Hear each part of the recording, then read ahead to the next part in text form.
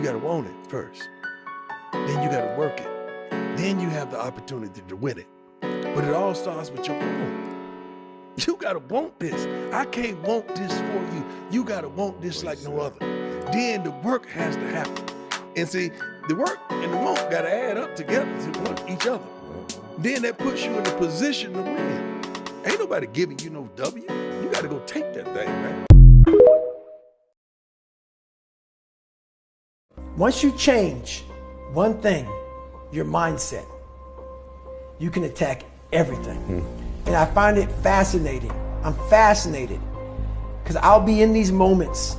I put these guys on some fucking pedestal. Yeah. And I was this guy who was a piece of shit looking at these, my God, how are you guys this amazing? But once I worked my way up there, I said, my God, man, we can all compete, motherfucker. Let's go. So, do I like suffering? I like suffering in the way that is competitive, that brings out the absolute best in me and in everybody else. Hey, you ever got in the bed, tried to lay down, and you couldn't fall asleep? When the whole time, the only thing you could think about was business, your next move, your next play, success. If that's you, usually when we that focused, it's always some kind of roadblock or storm that come and they try to throw us off. But I'm telling you, stay locked in. People always be like, don't stress about that, don't stress, it'll happen. Hey, when I'm stressing about something, when something on my mind for real, then something happen, and then I overcome it, it's bag time. Tell you a story. It's called That's Not My Job. This is a story about 4 people. Name everybody, somebody, anybody, and nobody. There was an important job to be done, and everybody was sure somebody would do it. Anybody could have done it, but nobody did it. Somebody got angry because it was everybody's job. Everybody thought anybody could do it, but nobody realized that everybody wouldn't do it. It ended up everybody blamed somebody when nobody did what anybody could have done. Okay. What I'm saying is everybody's job to make sure the job gets done. It doesn't take you a long time to go build a successful business. It takes you a long time to become the person who's willing to do it. I'm one of those people that's like, you did me wrong, you've hurt me, we're done. Number change, you're blocked. Yeah. And I've learned that that's not right. I've lost a lot of people, or I have just found myself very alone because it's like, well, girl, somebody gonna hurt you once or twice, like including your mama and your daddy and your family members. Like, you're gonna be hurt by people because people are not perfect. So I do think that forgiveness is a major part of love. A lot of people don't want to admit that. You know what I'm saying? Like, you gotta be able to set your boundary lines and whatever your hard lines are. I will forgive them because love is if God didn't forgive us, then y'all, I mean, we always messing up. He don't never stop loving us. And as long as you respect me and love me, like at the end of the day, I don't need nobody to pay my bills on that, because then I feel like I owe you something. How about we take care of ourselves, do what we can for ourselves? Like, for me, it's like, I don't need nobody to provide for me. Mine is like a computer, and it's just playing back in itself what it's already seen. That's why you have to follow your heart. Your heart, it may not know how things are going to happen, but it feels it. The biggest advice I could give you right now, the biggest advice that anybody could give you, and this is not my words, Woody Allen told me this. I said, Woody, what's the secret to success? He said, 85 to 90% of life is just showing up. Show up. If you show up, there's a chance something could happen. No one has ever seen anyone get their shit together. What happened was that person disappeared, you didn't see him or hear from him for a while, and all of a sudden they pop back up and they was looking better, feeling better, and doing better. You're like, oh shit, you don't hear a tree grow. Damn. The problem is a lot of y'all want to be on the scene. You you still want to be seen. You have to remove yourself from them environments. A lot of y'all be making these changes, but these little bitch ass changes. I had to stop hanging where I was hanging. I had to stop talking to who I was talking to. We know the eyes are a gateway to the soul, but the ears is the biggest gateway, because what you hear become part of your thoughts. Your thoughts become part of your mood and your physicality. Then that becomes part of your behavior. And your behavior, the result of that is the life you have now. So you got to control what you're listening to and who you listening to.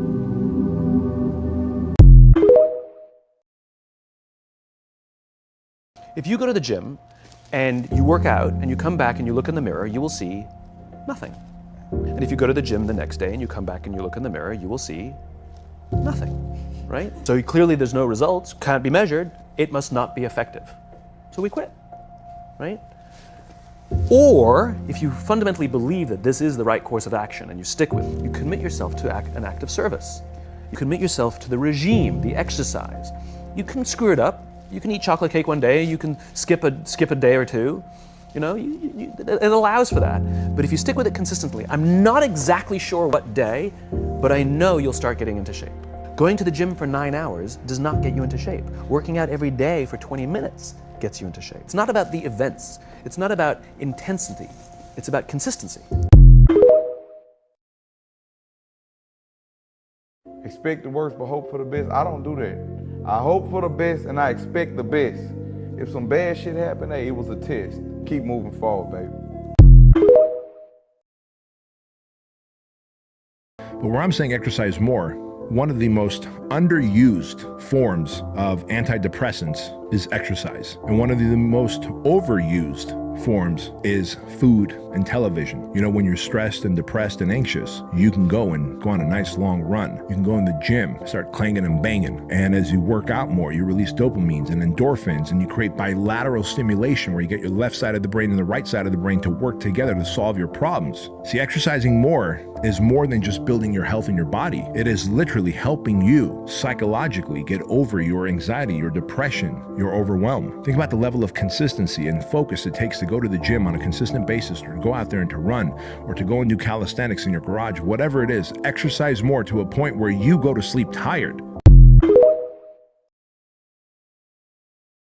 It's more effective to work out a little bit every day than it is to work out a lot a couple days a week. Number one reason why. Habits are better formed when we do them regularly versus when we do them sporadically. Our bodies also adapt better that way. If you want to really hack this is what you do. Get a pair of dumbbells or some resistance bands, keep them in your house, and instead of going to the gym twice a week for 45 minutes a day, do 10 to 15 minutes a day, every day. Go do 2 exercises, that's it. Today I'm gonna do squats and I'm gonna do some push-ups. Tomorrow I'm gonna do overhead press and I'm gonna do some deadlift. The next thing I'm gonna do some crunches and I'm gonna do some hip thrusts. That's it, 10 to 15 minutes a day. It's more effective psychologically. The behaviors will develop faster. All the busy people, the executives, the people who are really truly like working crazy hours, it's easier for them to find 15 minutes a day than it is for them to find an hour twice a week. That's just a fact. People are at home with their kids, same thing. You tell a mom or a dad who's at home with the kids, can you make time to go to the gym 2 or 3 days a week for an hour? Like, oh my God, I gotta plan this out, maybe find a babysitter. But if I say to them, hey, can you do like 10, 15 minutes a day? Oh yeah, I can do that. It's far easier to stay consistent. So yeah, try that out. 2 exercises a day, 10 to 15 minutes. Keep the intensity moderate. Watch what happens to your body. You'll be blown away.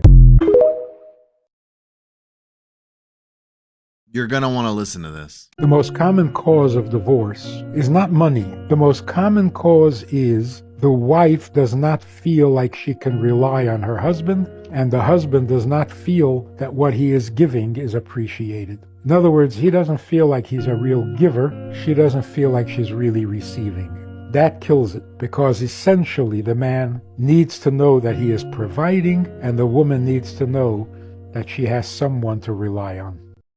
You cannot minimize a man's need to feel like he's contributing, to feel like he's providing, to feel like he's the hero in the relationship. And if a woman can't express that, or if a man can't feel that, it's game over.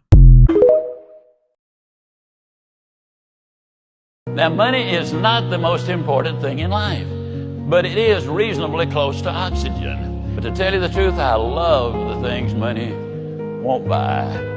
Money bought me a nice house, won't buy me a home. Money will buy you a companion, won't buy you a friend. Money will buy you a good time, won't buy you peace of mind. Money will buy you a bed, won't buy you a good night's sleep. It ain't about the money though. You know what I'm saying? It's like, and there's one thing about, like, all my partners, they'll tell you, even my family, like, man, I've been blessed, like, for a long portion period of time. But the thing about me, bro, I don't give a damn about money. You know what I mean? So you let money control you and rule you and make how you move like a certain way, like, I gotta stay away from you because ain't no telling what you would do for some money. Yeah. Money will come and go. We know that. The most important thing in life will always be the people in this room. Right here. Right now. Salute me, familia. Salute.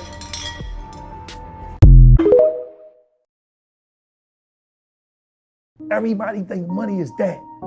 Money, you know, and I'm not saying nothing about it can't make people happy that's around you. But if you're empty, you still gonna be empty. If you're lonely, you still gonna be lonely. If you hurt, you still gonna be hurting. And I know there's plenty of players, as y'all know, that was in fucked up position, no matter how much money they get. Because there's certain people that you wanna do things for, and certain people that you just wanna be around you. Because you know they don't need nothing from you, you know? Because it's lonely at the top, baby. And a lot of people say that, but it's real because everybody, you don't know who angling. Now you gotta be paranoid out this fucking order to survive. So this shit is deep. So when I say there's so many people and I be feeling fucked up a lot of times, it's because of that. There's so many people that I wish was here with me right now to be able to celebrate, but they not. Hey, Yaki, I don't mean to cut you off, but my question was gonna be, so are you saying that everything is a placebo and the best healer is one that could convince the people, change the person's belief system that they are being healed? Not necessarily that the thing itself is healing them, but the one that could convince the people. Yeah. It's called the biology of belief. Dr. Bruce Lipton talks about it all the time. Where you can have a certain belief system and it can change your biology. You see, they do that with the placebo pill. It's a sugar pill. People go to the doctor with cancer. They did this experiment where the doctor, they believe in the programming of the doctor healing them so much that the doctor gave them a sugar pill and gave the other person an actual chemotherapy pill or the radiation pills. And then the person that got the sugar pill with that belief that the doctor was going to help them actually had biological changes within their physical structure. So, you know, belief actually really do change the biology. But the belief changes the biology because when you believe on something, you have faith in it, it changes the electrical impulses inside of the body.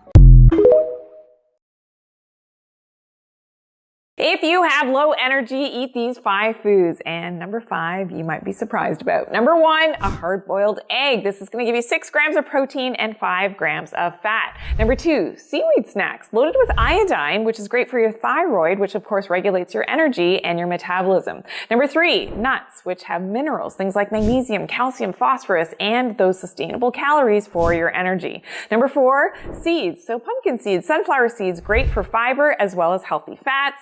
And number 5, my favorite, dark chocolate. Dark chocolate is loaded with antioxidants. They're called polyphenols that help to quench those free radicals and help to increase your energy. Follow for more natural health tips.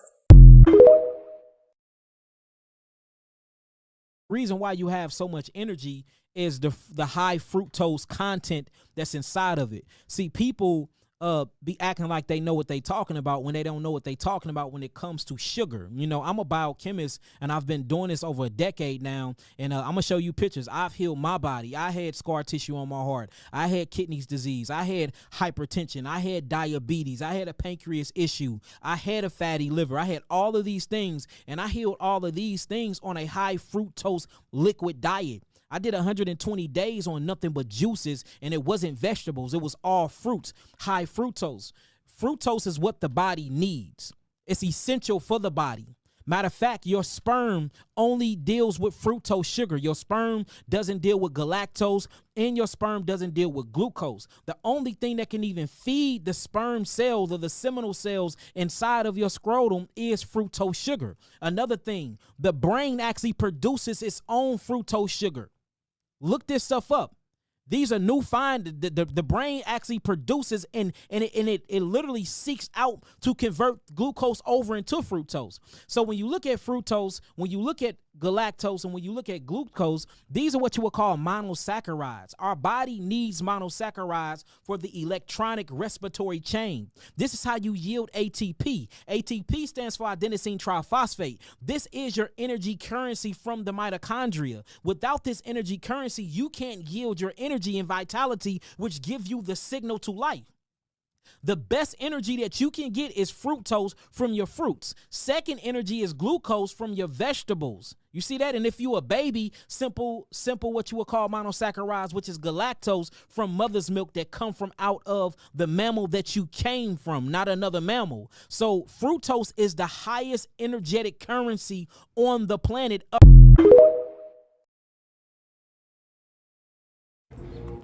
Quick thought.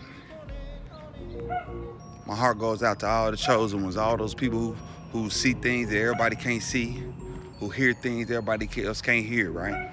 Who can sense and feel energy that can't nobody else sense and feel, right?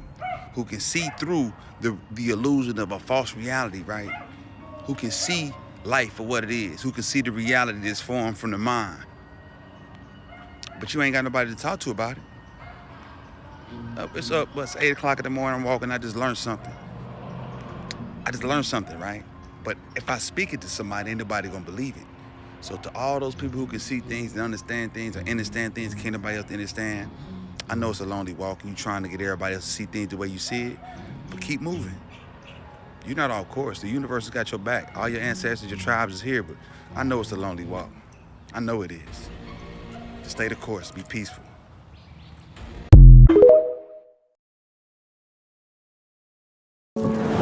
The 3D is the physical world in which we live and is known to everyone. The 5D is the non-physical world that is experienced by the spiritually awakened. In the process of spiritual awakening, your senses are heightened to adjust to new frequencies. The world is awakening, so the creation of the new earth can begin. The earth is going through an ascension, and so is the physical body. Ascension is the process of raising your vibration, shedding your ego, and shifting into an elevated level of consciousness. When you're moving to the fifth dimension, it doesn't mean that one day you wake up and everything is perfect. It doesn't take away your challenges. On the contrary, you use your soul's lessons as the entry points to higher consciousness. The fifth dimension is like our reality, but it functions on a higher frequency. It's not about being in a different place physically, but embodying a new level of frequency. Your body, mind, and emotions start to vibrate at a higher velocity. Thus, your being can accommodate more light. Restructuring energy body. As you move to the fifth dimension, one of the things is that your energy body will restructure itself completely. I know that this may be more challenging to spot, but you'll definitely feel it as the restructuring will be coming to completion. We clear out the cellular memories and remove the old energy templates that no longer serve them. It's like getting an upgrade to your system. Many of you will first notice that you need to clear out stress from your system and also address the stress that you've carried since childhood. You'll also notice many old patterns being more obvious, so you can start releasing them from your system. Your vibration. Another fifth dimension sign is that you become more sensitive to vibrations. You can read people's true feelings better. You also prefer staying in environments with lighter energy. You also realize that your energy is your most valuable currency, and that it's not optional anymore to take care of yourself. Energy hygiene will become your priority. Relationships. As you're shifting to the fifth dimension, you experience more soul-based connections with people. You meet more people who are part of your soul's family, and there will be instant mutual recognition. Your relationships will become equal, and also more honest, as you'll feel like you don't want to be hiding your true self anymore. Inner truth. It becomes harder to act out of alignment with your inner truth. As your consciousness expands, you become, sometimes more than you wish, aware of what your heart is guiding you to do. Inner peace. As you're healing your subconscious beliefs, you experience more inner peace. What's more, your inner peace will become your new norm and also your priority. As the emotional body slowly heals old wounds, it becomes more stable, and your moods together with it. Mutual help. The next fifth dimension sign is that you realize that you can't save everyone. You'll learn to respect the decisions of others, even though you may feel like you have the tools to help them. This comes back to respecting the free will, one of the building blocks of this universe. The only help that works is the one where the energy is exchanged equally. If the other person resists your energy, your help, it doesn't serve them, and it only drains you. Trusting others. The next related fifth dimension sign is that you learn to trust others and their decisions. As you become more connected with your higher self, you'll realize that other people choose their lessons at the soul level. Instead of being worried about them, you send them love and hold a space for them and trust their own timing. Your own energy. As you're transitioning to the fifth dimension, you experience a lot of energy cleansing. This is conducted in the union with your lower and higher self. Clearing out your own energy will help you to step into your inner power. You'll be able to think clearly, and you'll feel lighter. Stop being sweet. You, the being shifting into the fifth dimension, carry within yourself powerful light. It's time for you to stop dimming your light and instead realize how positively you can use it in your life. It's time to stop being sweet and insecure. It's time to step into your inner power. Shine with ease. A big part of the shift to the fifth dimension has to do with your frequency, energy, inner light, and true essence. You, as a being who has chosen to make this transition at this point, will feel like you need to carry others with you. You have to know that you have the light within you, but sometimes it feels like you have to shine. This will change as you embody more of your soul's energy. You'll want to shine because when you do, you're in your true frequency. So there won't be so much of must, but rather you'll experience joy while allowing yourself to be your true self. Observer. A very profound sign of shifting into the fifth dimension is becoming an observer of your life. This will create a distance between you and your circumstances that will allow your higher consciousness to come in and guide you to better choices. Being an observer is also one of the greatest ways how not to get stuck in 3D. Adjusting yourself. As your emotional and mental bodies cleanse, you realize the importance of being proactive and working on your energy before it gets out of balance. Your inner guidance will guide you to the best ways to get yourself in the flow and adjust your energy without going to extremes. Strengthen your energy body. As we're coming out of 3D, we need to heal, restructure, and then strengthen our energy bodies. This is one of the essential steps while transitioning to the fifth dimension. You'll become more mindful of what energy you allow into your environment. This will result in many changes in your relationships and possibly even in your work.